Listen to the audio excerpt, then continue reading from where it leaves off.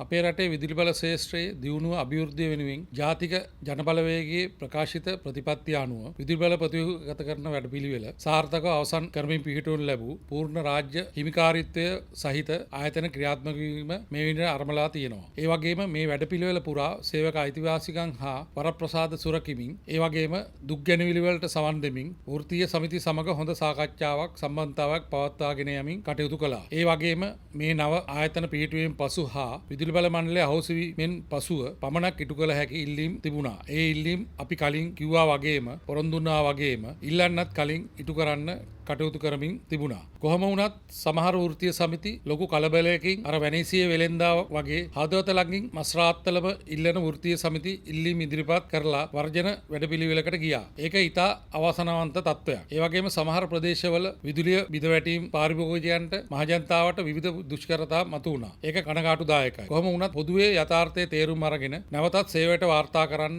වර්ජන තර්ජන නවත්වන්න ඒ වෘත්තීය සමිතිම පියවර ගත්ත එක ගැන සතුටුයි. වැඩ කරන ජනතාවගේ රජයක් හැටියට සේවක අයිතිවාසිකම් වරප්‍රසාද රැකීම කෙරෙහි මේ රටේ ඉතිහාසයේ කවදාවත් නොතිබුණු ඕනෑකමක් වගකීමක් ඇති රජයක් හැටියට ඉදිරියටත් අකණ්ඩව අපි කටයුතු කරන බවත් සියලු දෙනාගේම සහයෝගයෙන් අපේ රටේ බලශක්ති ශේෂ්ත්‍රය ගොඩනංවන්න කටයුතු කරන බවත් ඒ තුලින් එහි ප්‍රතිලාභ රටටත් ජනතාවටත් ලබා දීමට කටයුතු කරන බවත් මම අවසාන වශයෙන් ප්‍රකාශ කරන්න කැමැතියි.